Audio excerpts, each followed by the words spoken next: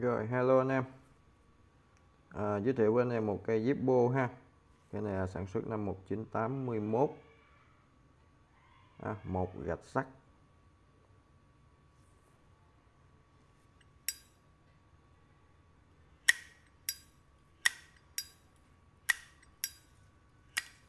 Cái này tình trạng là qua sử dụng rồi ha.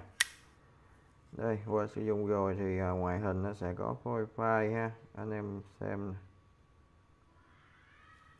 quay tổng quan cho anh em xem ha.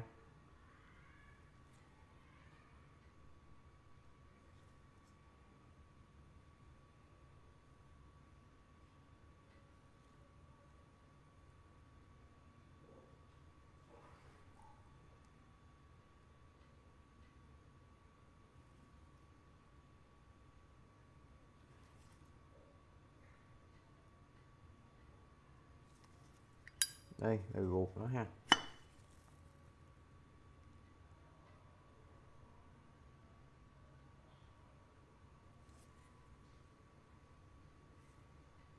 Ok, cái này thì qua sử dụng rồi nhé. Đồng thau nguyên khối ha, mạ cờ gôm, phay xước.